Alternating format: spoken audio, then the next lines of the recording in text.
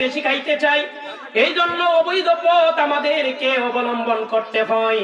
আরবিতে একটা কথা আছে, একটা বাক্য আছে, আল কানাতু মিফতাহুর রাহাতি, অল্পে তুষ্টি হলো শান্তির চাবিকাঠি। তুমি যতটুকু পেয়েছো ততটুকুর মধ্যে যদি তুমি তোমার মনকে বুঝাইতে পারো, তাহলে তোমার মধ্যে শান্তি এসে যাবে। আর যদি তুমি লোভে পড়ে হারামের মধ্যে চলে যাও, তোমাদের হাজার হাজার কোটি টাকার সম্পদ হওয়ার পরও এই কপালের মধ্যে শান্তি হবে না। জুড়ে বলেন ঠিক কিনা? দেখতেছেন না বর্তমান বাংলাদেশের চিত্র? শুধু বাংলাদেশ না তো, সারা পৃথিবীর চিত্র এটা। হাজার হাজার কোটি টাকার মালিক অবৈধভাবে হয়ে যায়, তারপরে জনগণের জুতার বাড়ি খাইয়া থুতো অনন্য জায়গা। জুড়ে বলেন ঠিক কিনা? এই আরাম, এই বেরাম আর থাকে না। এই সময় সব গজব ওই জায়গা, কারণ হারামের মধ্যে শান্তি নাই তো আপনি পাবেন কিভাবে? আমার বাবারা, বন্ধুরা, প্রত্যেকটা মানুষ চায় আমি সুখে থাকতে, প্রত্যেকটা মানুষ চায় আমি ধনী হব, আমি একটু শান্তিতে থাকবো। হ্যাঁ, এটা মানুষের একটা বৈশিষ্ট্য। আমি নিজেও চাই আমি যাতে ভালো চলতে পারি, ভালো খাইতে পারি, আমি যাতে শান্তিতে থাকতে পারি, আমি যাতে বড় লোক হইতে পারি। এটা আপনি কেন, আমিও এটা চাই, কারণ এটা প্রত্যেকটা মানুষের বৈশিষ্ট্য। আপনি যদি বলেন না আমি চাই না, তাহলে আপনি মিথ্যা কথা বলছেন। আমার বাবাজিরা, বন্ধুরা, এই জন্য আমার নবী একটা মন্ত্র তোমাদেরকে দিয়ে গিয়েছেন। ওই মন্ত্রটা হলো, তোমাদের কাছে যতটুকু আছে হালাল ভাবে অতটুকুর মধ্যে তুষ্টি থাকো, অতটুকুর মধ্যে তুমি সন্তুষ্ট থাকো। আর তুমি আল্লাহর দরবারে আশা করো, আল্লাহ তুমি যদি আমাকে এর চাইতে বেশি সম্পদ দান করো আলহামদুলিল্লাহ, যদি আমার সম্পদ নিয়ে যাও আমার কিছু করার নাই, তবু আলহামদুলিল্লাহ। যেই জায়গায় আছি সেই জায়গায় আলহামদুলিল্লাহ। যদি আমাকে তুমি হাজার হাজার কোটি টাকার মালিক বৈধভাবে বানাও, তবু আলহামদুলিল্লাহ। বলেন সুবহানাল্লাহ। এরকম থাকতে হবে। মানুষ কোন সময় হারামের দিকে যায় জানেন? যখন মানুষ মনে করে না আমার এই জিনিসটা পাওয়াই লাগবে। হ্যাঁ, আপনি জিদ করতে পারেন যে এই জিনিসটা পাইবো, কিন্তু মানুষ পাওয়ার জন্য প্রতিযোগিতা করতে গিয়ে হারামে চলে যায়। এই জিদটা মানুষের মধ্যে যখন আসে, বেশিরভাগই হারামের পথে চলে যায়। না, এই জিনিসটা আমি ফাউলই লাগবো, তোরে খুন খারাপি করে।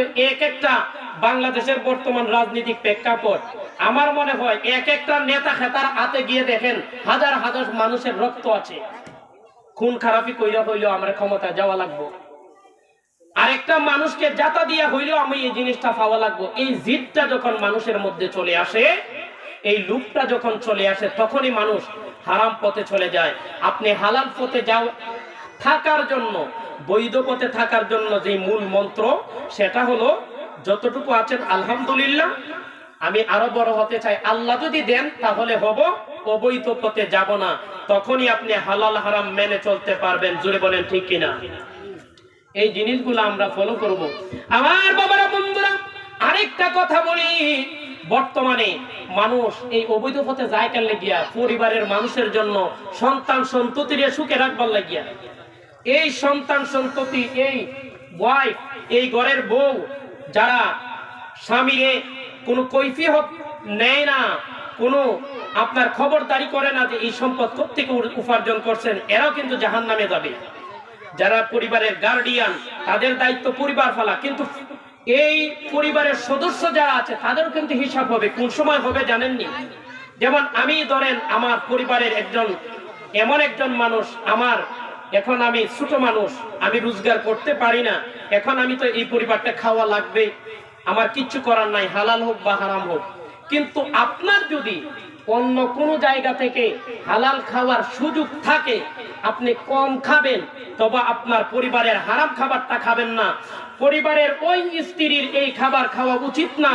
যদি তার আলাদা কোনো ফান্ড থাকে, আলাদা কোনো ইনকামের ব্যবস্থা থাকে, সে কম খাবে, তবে স্বামীর হারামের টাকা, ছেলের হারামের ইনকামের টাকা খাবে না। জোরে বলেন ঠিক কিনা? এটা শরীয়তের মাসলা, এটা আলমগীর হুসাইনির কোনো কথা না। যাই হোক, আমি আর লম্বা করব না, মাগরিবের টাইম হয়ে গেছে। একটু মুখতসর দোয়া চেয়ে এবং দোয়া করে আপনাদের থেকে বিদায় নিব। আল্লাহুম্মা আমিন। আসসালাতু ওয়াসসালামু আলাইকা ইয়া রাসূলুল্লাহ, আসসালাতু ওয়াসসালামু আলাইকা ইয়া হাবিবাল্লাহ, আসসালাতু ওয়াসসালামু আলাইকা ইয়া শাফিয়াল মুজনিবিন, আরিনি বিজামালিকা ইয়া রাহমাতাল লিল আলামিন। আল্লাহুম্মা বারিক লানা ফি রাজাব ওয়া শাবান ওয়া বাল্লিগনা রমাদান। ও দয়াল খালিক মালিক, তোমার হাবিব বলেছে, আল্লাহ যেই ব্যক্তি মাহফিলের মধ্যে যায়, যেই ব্যক্তি দিনে আলোচনার মধ্যে যায়, ওই এরিয়াটার ভিতরে ঢোকার আগে তার গুনাহগুলা ফেরেশতার মাথায় নিয়ে দাঁড়ায় থাকে। কারণ সে জান্নাতে গুনাহ নিয়ে ঢুকবে না, মাসুম হইয়া জান্নাতের প্যান্ডেলে ঢুকবে। ও আল্লাহ, যেইভাবে এই জান্নাতের বাহিরে, এই প্যান্ডেলের বাহিরে ফেরেশতার মাথায় আমার গুনাহগুলি দিয়েছো, যাওয়ার সময় এই গুনাহগুলা আর দিও না, তুমি মাফ করে দাও আল্লাহ। ও মুনিব আল্লাহ, এই এলাকার সন্তানগুলা তো ওই সন্তান যারা তাদের পূর্বপুরুষকে ভুলে নাই, তাদের গুনাহ মাফির জন্য, তাদের সওয়াব রেসানির জন্য এই মাহফিলের ইন্তেজাম করেছে। তাদের মা বাবা, তাদের বংশধর যারা কবরে আছে, তুমি মাফ করে দাও আল্লাহ। ও দয়াল, এমন একটা জীবন আমাদেরকে দান করো আল্লাহ, যেই জীবনে গুনাহ থাকবে না, যেই জীবনে নবীর ভালোবাসা থাকবে, তোমার তাকওয়া থাকবে, তোমার গোলামি থাকবে। মুনিব, আসামি বানাইয়া কবর নামক জেলখানায় আমরা রে ঢুকাইও না আল্লাহ। কবর জগতে যারা আছে তাদেরকে তুমি মাফ করে দাও আল্লাহ। রজব শাবান মাসের বরকত দান করো, রমজান পর্যন্ত আমাদের হায়াত তুমি লম্বা করে দাও। আজকের এই মাহফিল কবুল ফরমাও। যারা খেদমত করেছে, যারা আয়োজন করেছে, যারা আলোচনা করবে, যারা শুনবে, সকলকে তুমি কবুল ফরমাও। বিউসিলাতিল মুস্তাফা লা ইলাহা ইল্লাল্লাহু মুহাম্মাদুর রাসূলুল্লাহ সাল্লাল্লাহু আলাইহি ওয়াসাল্লাম। আসসালামু আলাইকুম ওয়া রাহমাতুল্লাহি তাআলা ওয়া বারাকাতুহু। ধারাবাহিকভাবে চলবে আলহামদুলিল্লাহ। এখানে কোরআনের মাহফিল সাজানো হয়েছে, একের পর এক ধারাবাহিক আলোচনা চলবে। এই আলোচনাগুলো আমরা করব, আর আপনার রিসিভ করার জন্য প্রস্তুত থাকতে হবে, ঠিক কি না? আসুন আমরা একটু দুরূদ শরীফ পড়ি। আসসালাতু ওয়াসসালামু আলাইকা ইয়া রাসূলুল্লাহ, আসসালাতু ওয়াসসালামু আলাইকা ইয়া হাবিবাল্লাহ, আসসালাতু ওয়াসসালামু আলাইকা ইয়া শাফিয়াল মুজনিবিন, আরিনি বিজামালিকা ইয়া রাহমাতাল লিল আলামিন। আল্লাহুম্মা সাল্লি আলা মাওলানা মুহাম্মাদ ওয়া আলা আলি সাইয়্যিদিনা মাওলানা মুহাম্মাদ। ওরে তেলের গাড়ি তেলে চলে, হাওয়ার গাড়ি হাওয়ায় চলে, বিনা তেলে চলে বুরাক 27 মান। আমরা সেই নবীর উম্মত মুসলমান। আল্লাহুম্মা সাল্লি, আওয়াজ বাড়ে না কেন, বাড়ে না কেন? মাওলানা মুহাম্মদ ওয়া আলা আলি মাওলানা বুরাক ছেড়ে রফ রফে পায় উঠান নবী,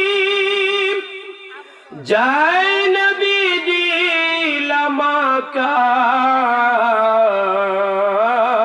লামাকান, সে জাগাতে হন গো নবী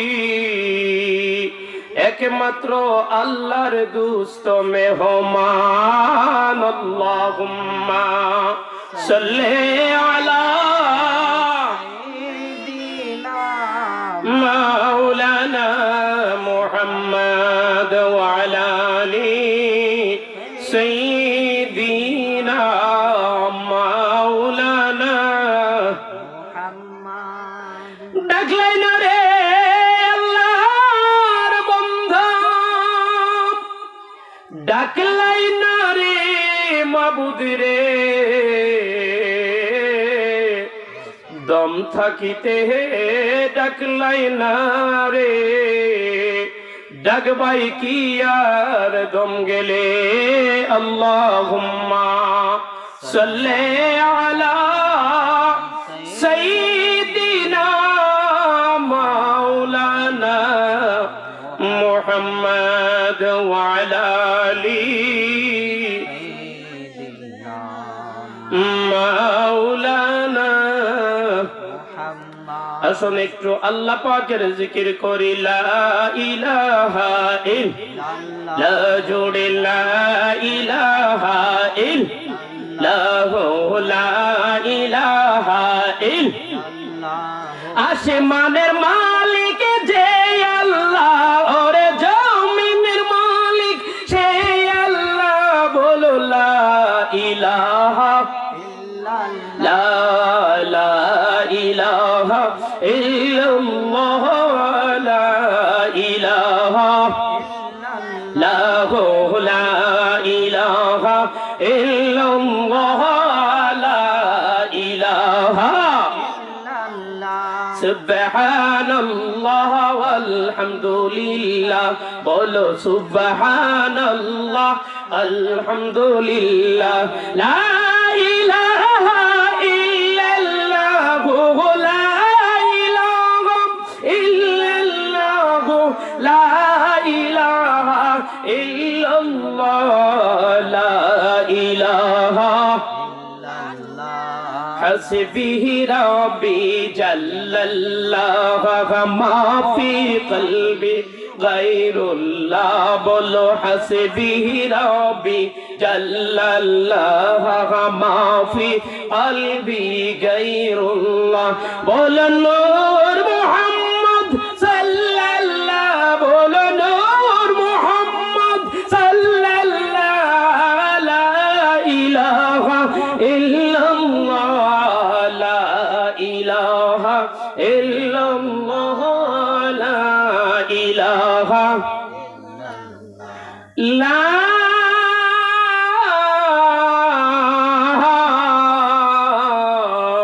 إله إلا الله محمد رسول الله صلى الله عليه وسلم একটু কয়েক মর্তবা ইসমে জাতের জিকির করি আল্লাহ আল্লাহ আল্লাহ আল্লাহ আল্লাহ আল্লাহ মাশাআল্লাহ আল্লাহ আল্লাহ আল্লাহ তৈয়া हमारे ডাকে রে বান্দা তৈয়া हमारे ডাকে মাশাআল্লাহ আল্লাহ আল্লাহ আল্লাহ আল্লাহ আল্লাহ ডাকার মতো ডাকলে রে তুই গোনা হবে মাফ তুই আমারে দওয়া করলা আল্লাহ আল্লাহ আল্লাহ আল্লাহ আল্লাহ আল্লাহ আল্লাহ আল্লাহ আল্লাহ মোহাম্মদ মৌলা রে ডাকি আমরা তোমায় বিনয়ে মাশাআল্লাহ আল্লাহ আল্লাহ আল্লাহ আল্লাহ আল্লাহ লা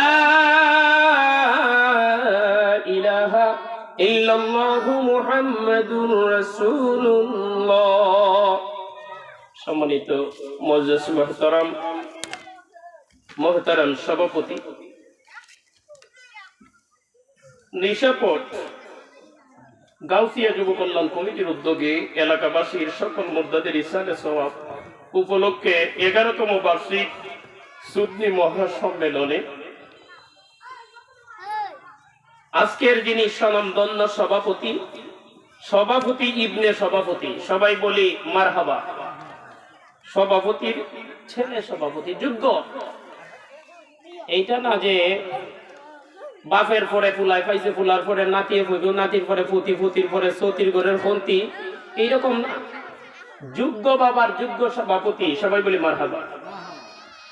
হযরত মাওলানা কারি মুফতি হাফেজ আব্দুল হান্নান সুন্নি আল কাদরি সাহেব, খতিব ও ইমাম শায়েস্তাগঞ্জ সিরিয়ালওয়ে জামে মসজিদ, সহসভাপতি হযরত মাওলানা আব্দুল খান সুন্নি আল কাদেরী সাহেব, ইমাম ও খতিব নিশাপুর শাহে জামি মসজিদ, জনাব মোহাম্মদ ফিরোজ মিয়া সাহেব নিশাপুর। প্রধান অতিথি, আপনারা অনেক শুনেছেন মাইকিং, কারা কারা আজকে থাকবেন আমি সংক্ষিপ্ত আকারে বলি।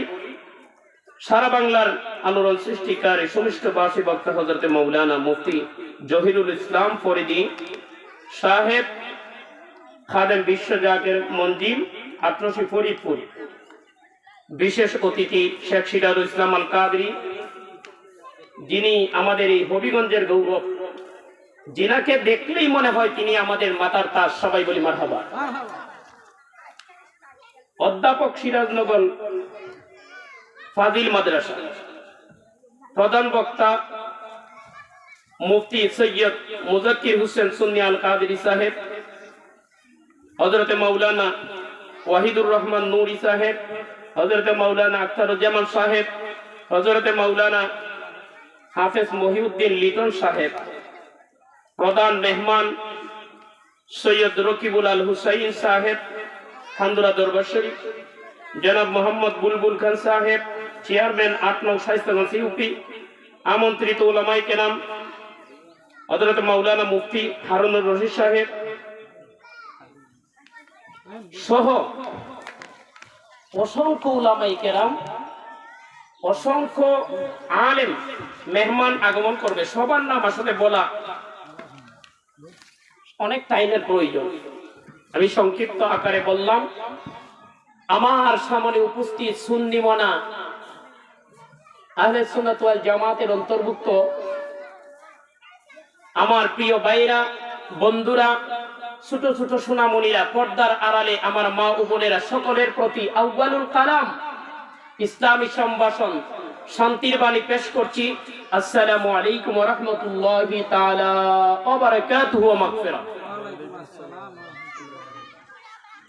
আপনারা দেখেছেন আমাকে 2টা সাবজেক্ট দেওয়া হয়েছে, নামাজের গুরুত্ব, আরেকটা হলো হালাল হারামের পরিচয়।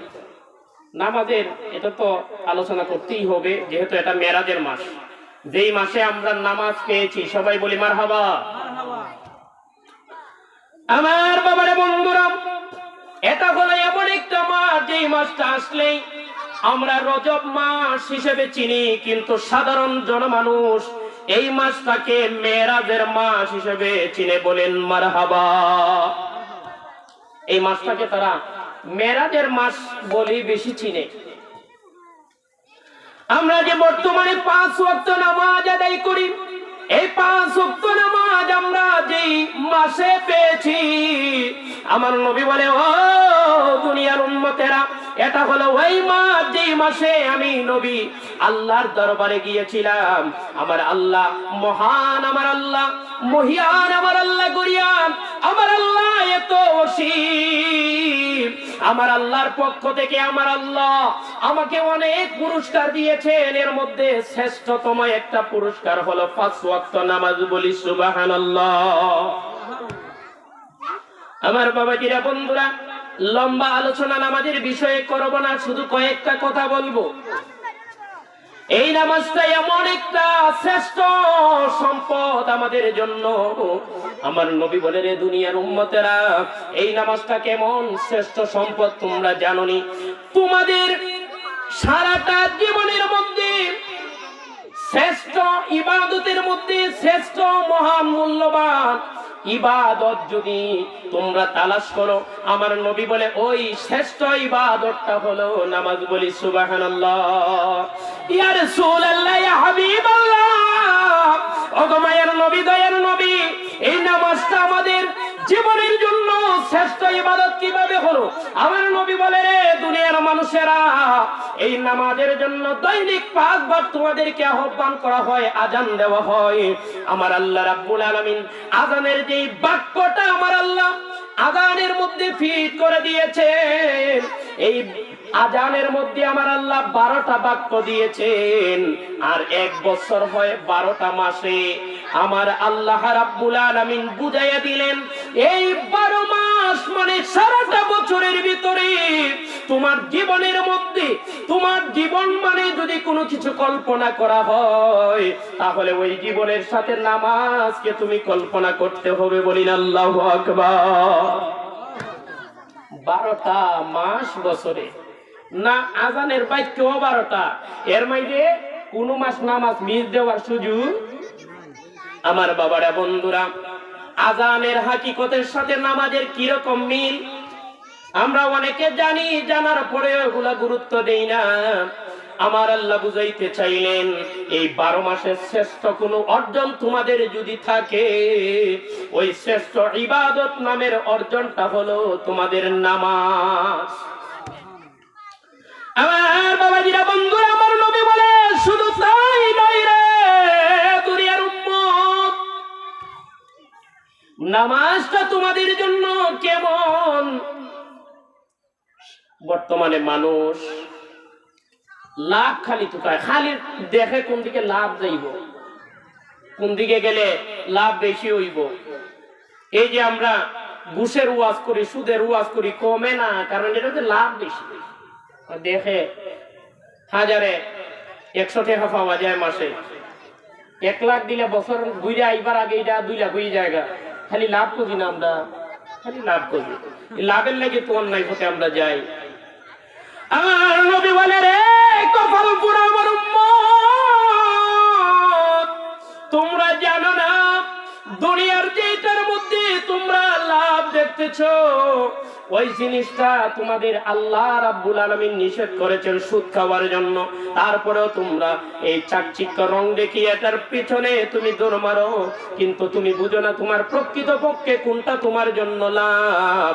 আমার আল্লাহ রাব্বুল আলামিন ওই মেরাজের দিন, তোমরা এই কাহিনী সবাই জানো, 50 ওয়াক্ত নামাজ আমার আল্লাহ দিয়েছিলেন, 50 ওয়াক্ত নামাজ দিয়েছিলেন। তারপরে আমার আল্লাহ 50 ওয়াক্ত থেকে 40 ওয়াক্ত 45 ওয়াক্ত কমায় মাত্র 5 ওয়াক্ত দিলেন। আল্লাহ কেন 50 ওয়াক্ত দিলেন, আবার কেন 5 ওয়াক্ত দিলেন? ও দুনিয়ার উম্মতেরা, একটু চিন্তা করলা না এটার মধ্যে হাকিকত কি? আমার নবী বলে রে দুনিয়ার উম্মতেরা, আযানের মধ্যে যেমন 12টা বাক্য আছে, যেই 12টা বাক্যের মাধ্যমে তোমাদের জন্য 12 মাস নামাজ ফরজ, ঠিক তদ্রূপ ভাবে ওই আযানের মধ্যে আমার আল্লাহ 50টা শব্দ দিয়েছে।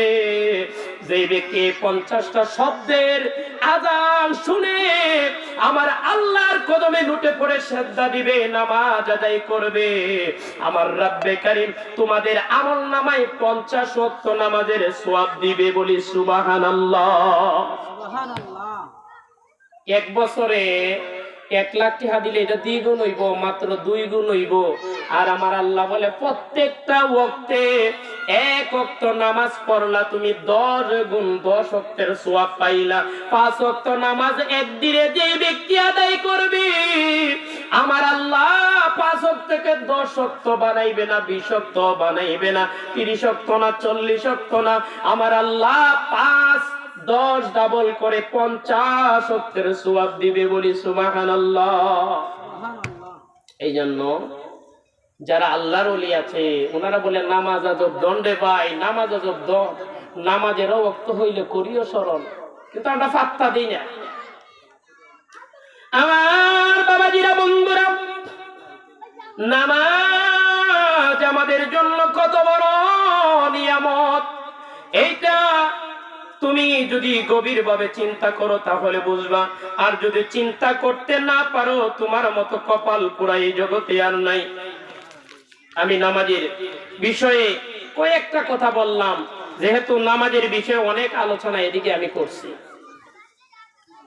আমার বাবারে বন্ধুরে, আরেকটা বিষয় আমাকে দেওয়া হয়েছে, হালাল এবং হারাম। হালাল কি জিনিস, হারাম কি জিনিস, এটার পরিচয় দিবার লাগিয়া হালাল হারামের আলোচনা আমরা করি। কিন্তু যখন আমার নামের পাশে দেখলাম যে ওনারা লেখছেন যে হালাল হারামের পরিচয় দেও, আমি কই কতটা তো অন্যরকম হইয়া গেল। আমরা আলোচনা করি হালাল হারামের, হালাল এবং হারাম নিয়ে আলোচনা করি কোনটা হালাল, কিন্তু এখন এমন একটা শব্দ এখানে ব্যবহার করা হয়েছে হালাম হারাম, হালাল এবং হারামের পরিচয়। এটা নিয়ে আমি আজকে রিসার্চ করলাম। আমার বাবারা বন্ধুরা, রিসার্চ করে আমি 2 কথায় আপনাদেরকে হালাল এবং হারামের বিষয়ে যে বিষয়টা আপনাদেরকে বুঝাইতে চাই। হালাল কি হারাম কি দুইটা সংজ্ঞা আছে। আমরা যারা পড়ালেখা করি, যে কোনো একটা বিষয়ে যখন পরিচয় দিতে বলা হয়, আমরা ওইটার সংজ্ঞা উল্লেখ করি যে জিনিসটা কি, এটার পরিচয় দেই। আমি দুই কথায় আপনাদেরকে হালাল হারামের পরিচয়টা আপনাদের সামনে তুলে ধরব। আমার বাবারে, আমার নবী বলে, ও দুনিয়ার উম্মতেরা, এই পৃথিবীর মধ্যে আমার আল্লাহ রাব্বুল আলামিন যত জিনিস সৃষ্টি করেছেন সব জিনিস মানুষের জন্য হালাল। বলি সুবহানাল্লাহ। সব হালাল। আলমগীর হুজুর খুব বালা কইছে, সব বালা হালাল। ঘুষ হালাল, সুদ হালাল, চুরি ডাকাতি রাহাজানি মারামারি কাটাকাটি সব হালাল। আমার বাবাজিরা, বন্ধুরা, আমার নবী বলে, দুনিয়াতে আমার আল্লাহ যত জিনিস সৃষ্টি করেছেন সব জিনিস হালাল বানাইয়া সৃষ্টি করেছেন। এগুলার উসল হলো হালাল হালাল হালাল। কিন্তু আমার নবী বলে, ইল্লা, তবে তবে তবে একটা কথা আছে। আমার আল্লাহ আদম নবীকে বলেছিলেন, ও আদম নবী, তুমি জান্নাতের মধ্যে ফল ফলাদি খাও, তবে ওই গাছটার ফল তুমি খেও না, ওই গাছটার নিকটে তুমি যাইও না। আল্লাহ সুযোগ দিছিলেন, কিন্তু তবে লাগাইয়া দিছে। আমার বাবাজিরা, বন্ধুরে, জান্নাতের মধ্যে কোনো নাফাক জিনিস থাকার কথা নয়, তারপরেও কেন আমার আল্লাহ বললেন ওই গাছটার নিকটে তুমি যাইও না, তুমি যাইও না। আমার আল্লাহ এটা দিয়া বুঝাইলেন, রে দুনিয়ার বান্দারা, আমি তোমাদেরকে বানাইলাম, তোমরা যা কিছু গ্রহণ করো, যা কিছু বক্ষণ করো, যা কিছু অর্জন করো, আমি আল্লাহ দয়া করে সব দিলাম। কিন্তু আমি আল্লাহ তোমাদের জন্য কিছু নিয়ম নীতি দিলাম, কিছু আদেশ নিষেধ দিলাম। আমি আল্লাহ তোমাদের জন্য সব সৃষ্টি করলাম। আমি আল্লাহ যে তোমাদের প্রতি এত দয়া করলাম, আমি আল্লাহ এখন দেখতে চাই কে আমার কথা শুনে আর কে শুনে না। বলেন আল্লাহু আকবার। এই আদেশ আর নিষেধ, এই জিনিসটা কিন্তু একবারে প্রথম থেকেই চলে এসেছে। এই দুনিয়াতে আগমন করার সূচনা কিন্তু আদেশ আর নিষেধ থেকে। আল্লাহ বলছিলেন খাও, বলছিলেন ওইটার নিকটে যাইও না, খাইও না। যখন মানুষের মধ্যে সেই ভুলটা হয়ে যায়, তখনই মানুষ বিপদে পড়ে যায়। আমার বাবারা, বন্ধুরা, সাধারণ চোখে আমরা যেগুলাকে হারাম দেখি, আমাদের মনে হয় আমার আল্লাহ কোরআনে যে বিষয়গুলা হারাম করেছেন, আমরা আমাদের ব্রেইনে, আমাদের বিবেকে আমরা বুঝি এগুলা আমাদের লাগে লাভ। সুদ আমার আল্লাহ না করছেন, সুদ খাইও না, কিন্তু আমরা বুঝি না সুদ খাইলে তো লাভ। টেহাই 1 লাখ দিলে 1 বছর পরে 2 লাখ পাইবো, লাভ না রে ভাই, লাভ না, অনেক লাভ। আমরা সাধারণ বিবেকে এটা বুঝি। আমার বাবারা, বন্ধুরা, আমার আল্লাহ বলেন কুকুর খাবে না, শুকুর খাবে না, নাপাক জিনিস যেগুলা এগুলা তোমরা স্পর্শ করবে না, এগুলা তোমরা ব্যবহার করবে না। আমার আল্লাহ আদেশ আর নিষেধ। এখানে মূলত হালাল এবং হারাম বলতে আল্লাহর আদেশ এবং নিষেধ। বলি আল্লাহু আকবার। আল্লাহ বলছেন এই জিনিসটা তোমার জন্য না। এখন তোমার বিবেকে যাই বলুক, তোমার বিবেকে এটারে বালা বলুক, কল্যাণ বলুক, তোমার বিবেকে এটারে যাই মনে করুক না কেন, এইটা তোমার জন্য। তুমি যদি আল্লাহকে মানো, তোমার ভিতরে যদি স্রষ্টার বিশ্বাস থাকে, তাহলে তোমাকে এখানে কোনো যুক্তি দেওয়া যাবে না, কায়ুমানু বাক্যে সেটা মেনে নিতে হবে। জুড়ে বলেন ঠিক না বেঠিক? আমার বাবারা, বন্ধুরা, যেই বিষয়গুলো আমাদের জন্য আমার আল্লাহ হারাম করেছেন, নিষেধ করেছেন, এই বিষয়গুলা আমরা যদিও দেখি এগুলার মধ্যে কল্যাণ রয়েছে, কিন্তু এগুলার মধ্যে কিন্তু অনিষ্ট আছে, এগুলার মধ্যে আমাদের জন্য অকল্যাণ আছে। এগুলা আমরা আমাদের সাধারণ এই বিবেকে বুঝতে পারি না, কারণ আমার আল্লাহ সেই বিবেকটা আমাদেরকে দেন নাই। আমার আল্লাহই জানেন এগুলার মধ্যে আমাদের জন্য কি ধরনের অকল্যাণ রয়েছে। ও আমার বাবাজিরা, বন্ধুরা, সেই অকল্যাণটা কিছুদিন আগে আমরা দেখতে পেয়েছি। করোনা ভাইরাস যখন আমাদের মধ্যে এসেছে, করোনা ভাইরাসের সময় আমরা দেখলাম আমার আল্লাহ বলছিল শুকর তুমি খাবে না। শুকর কিন্তু খুব মোটা তাজা হয়, যারা শুকর নাম ওই শুনছে কিন্তু অনেকে দেখছে না। শুকর খুব মোটা তাজা হয়, খাইতে বড় স্বাদই লাগে, মজই লাগে। কিন্তু আমার বাবারা, বন্ধুরা, আমার আল্লাহ বলেন তোমরা শুকর খেও না। কিছুদিন আগে যে করোনা ভাইরাস তোমাদের মধ্যে আগমন করেছে, চিকিৎসা বিজ্ঞান ওনারা রিসার্চ করে দেখেছে এই ভাইরাসটা শুকুরের মধ্যে যেই জীবাণু থাকে, শুকুরের মধ্যে যেই এফেক্ট থাকে, শুকুরের মধ্যে ক্ষতিকারক যেই দিকগুলা থাকে, ওইগুলা থেকে শুকর এই করোনা ভাইরাস ছড়াইছে। বলে দূরে বলেন আল্লাহু আকবার। এটা হারে হারে টের পাইবা। আমার আল্লাহ যে আদেশ নিষেধ গুলা করেন এগুলো আমাদের ভালো লাগে না। আমার আল্লাহ নারীদেরকে বলেছেন তোমরা পর্দা করো। ইসলাম ধর্ম এমন একটা ধর্ম রে, নাক মুখ বাইন্ধে রাখুন লাগবো, দম বন্ধ করে মারার বুদ্ধি। বলেন নাউজুবিল্লাহ। আমার আল্লাহ বলে ও দুনিয়ার আমার বান্দিরা, তোমরা পর্দা করবা, পর্দায় আবৃত থাকবা। আমরা বলি এটা মানুষদের দম বন্ধ করে মারার বুদ্ধি। আমার আল্লাহ বলে না না রে, এটা আমি আল্লাহ দম বন্ধ করে মারার বুদ্ধি করি নাই, বরং তোমাদেরকে আমি আল্লাহ কল্যাণের মধ্যে রাখার জন্য, জান্নাত দেওয়ার জন্য এই ব্যবস্থা করেছি। বলেন সুবহানাল্লাহ। আমার বাবারা, বন্ধুরা, যখন করোনা ভাইরাস আসলো তখন আর কেউ বলে না মাস্ক পরলে দম বন্ধ হয়ে মারা যাইব। তখন কিন্তু কয় করোনা ভাইরাস থেকে বাঁচতে গেলে, করোনা ভাইরাস থেকে বাঁচতে গেলে মাস্ক লাগাইতে হইবে, ওযু করতে হইব। ওযুটা এর আরেক সিস্টেম কয় আর কি, কয় হাত দো, পাও দো, কয় হাত পাও বালা করে সাবান দিয়া দো, মুখ দো বালা করে দইয়া রাখো যাতে জীবাণু সংক্রামক না হয়। এই জন্য এই কথাগুলি বলেন। কিন্তু আমার আল্লাহ আমার নবীর মাধ্যমে আরো ১৫০০ বছর আগে দুনিয়াবাসীদেরকে দিয়েছিলেন যে তোমরা ওযু করো। ওই ওযুর মাধ্যমে আমার আল্লাহ তোমাদের জীবনের গুনাহগুলি তো মাফ করবেন। তোমাদের হাতের পায়ের, তোমাদের অঙ্গ প্রত্যঙ্গের যে ভাইরাসগুলা আমার আল্লাহ দূর করে দিয়ে তোমাদেরকে আমার আল্লাহ সুস্থ রেখে দিবেন। বলি সুবহানাল্লাহ। ইসলামের এমন একটা বিষয়, আমরা সভাপতি সাহেব আইছেন, সভাপতি সাহেব নিচে বই রইছেন, হুজুর আপনি আইও নি কেন, নাই তো সুন্দর লাগে না, আপনি উপরে আইয়েন। মাশাআল্লাহ, আমরা আব্দুল হান্নান সুন্নি আল কাদেরী হুজুর আমাদের মধ্যে আগমন করেছেন। হুজুরকে মাহফিল কমিটির পক্ষ থেকে আসন গ্রহণ করার জন্য অনুরোধ করছি।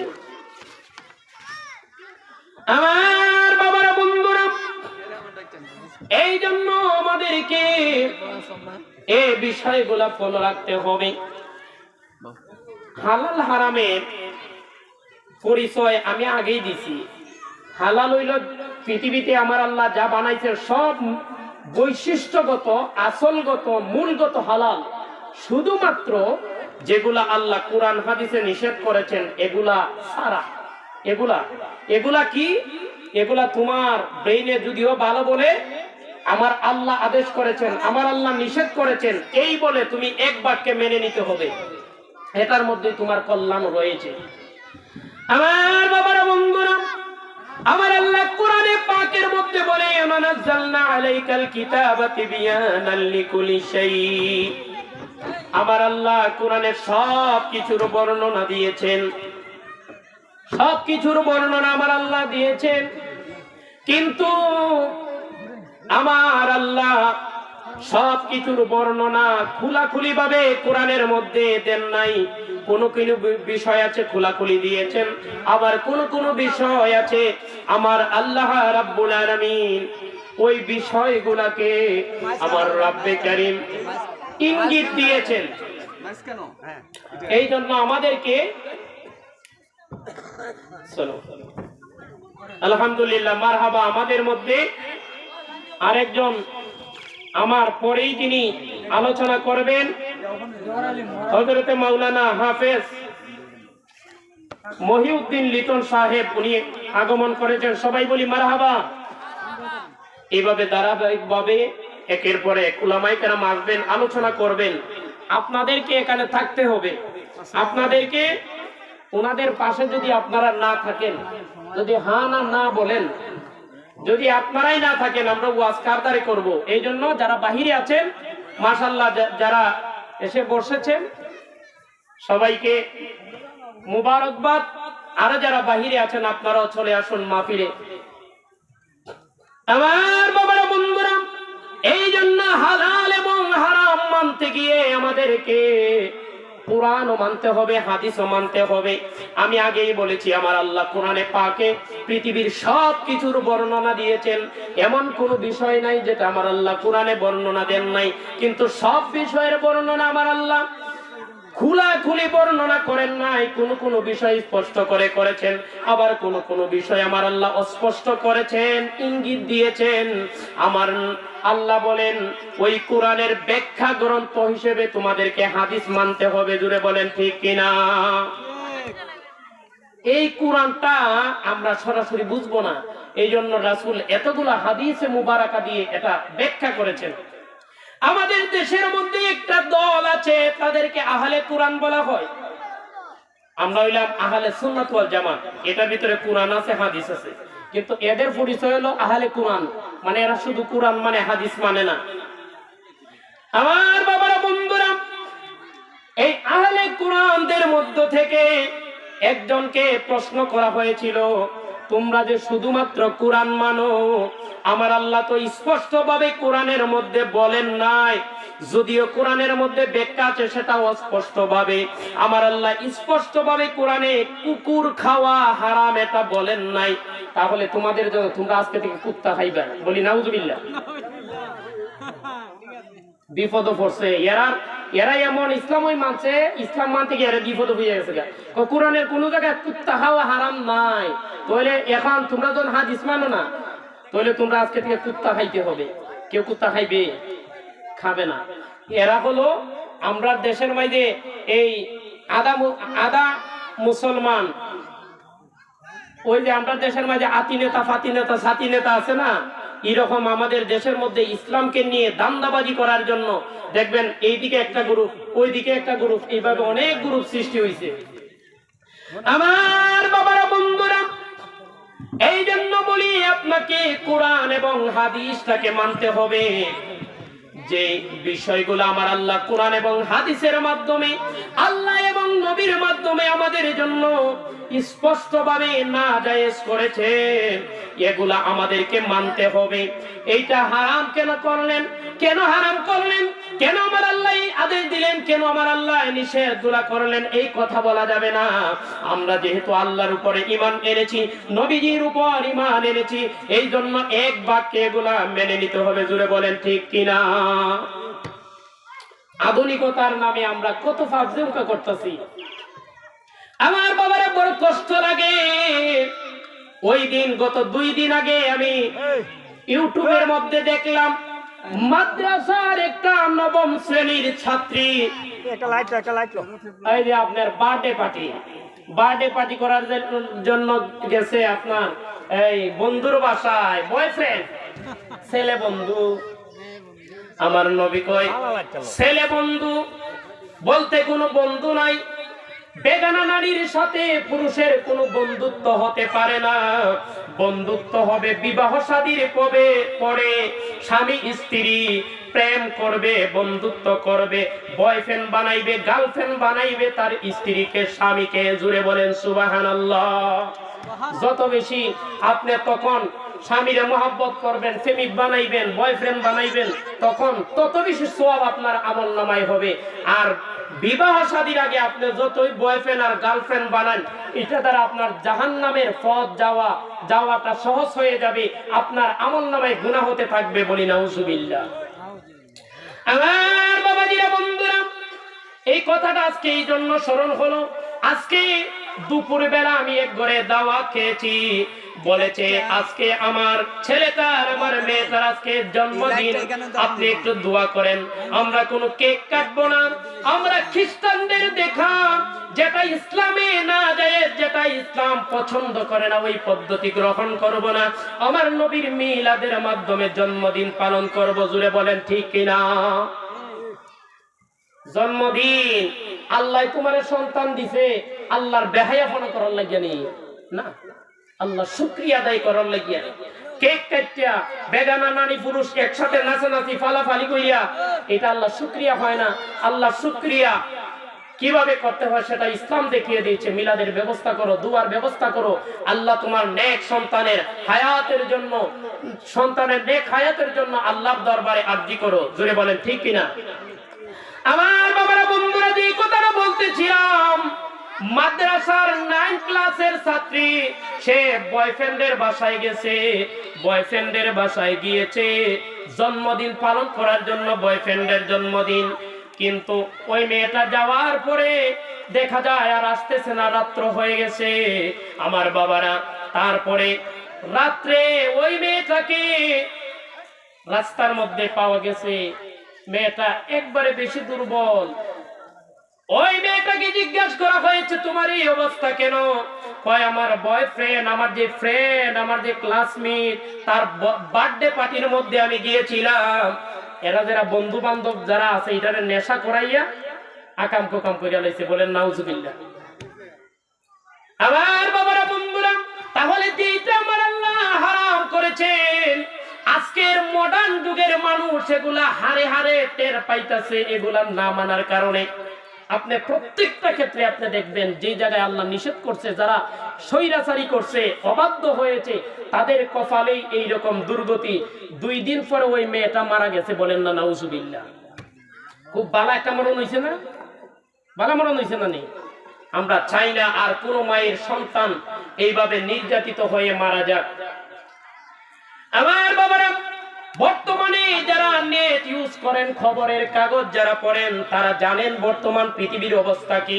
হালাল হারাম না মানার কারণে মানুষের কি অবস্থা বর্তমানে। হালাল হারাম যে আমাদের জন্য কত ইম্পর্টেন্ট, এটা এখানে কোনো প্রশ্ন নাই। আমার আল্লাহ নিষেধ করেছেন এটা হারাম, এটা হারাম। আমার নবী নিষেধ করেছেন এটা হারাম, এখানে হারাম। বলে উমুক হুজুর কইছে, তুমুক হুজুর কইছে, না। হুজুরে এখানে নিজস্ব কোনো কথা নয়, এটা আল্লাহ এবং রাসূলের কথা। এই জন্য এই ওয়াজ মাহফিল কোন হুজুরের কথা শোনার জন্য আপনাকে দেওয়া হয় নাই। আপনাকে ওয়াজ মাহফিল দেওয়া হয়েছে আল্লাহ এবং রাসূলের কথা শোনার জন্য। আল্লাহ এবং রাসূলের কথাই হুজুররা, ওনারা আলেম যারা আছেন, সাপ্লাই দেন। এগুলাকে হুজুরের কথা মনে না করে এগুলা আল্লাহ এবং রাসূলের কথা মেনে যেই দিন আমরা গ্রহণ করতে পারবো, ওই দিন থেকে আমাদের ভাগ্য খুলে যাবে। জুড়ে বলেন ঠিক কিনা? এই জন্য যেগুলা কোরআন এবং হাদিসে আমাদেরকে মানা করা হয়েছে, এগুলা থেকে আমরা বেঁচে থাকার চেষ্টা করব। সবাই বলেন আল্লাহুম্মা আমিন। আমার বাবাজিরা, বন্ধুরা, এইভাবে প্রত্যেকটা ক্ষেত্রে হালাল এবং হারাম মেনে চলতে হবে। আপনার ঘরের মধ্যে যদি হারাম উপার্জন থাকে, ওই হারাম খাবার খেয়ে আপনি আল্লাহর গোলামি করলে আপনার গোলামি আল্লাহর দরবারে কবুল হবে না।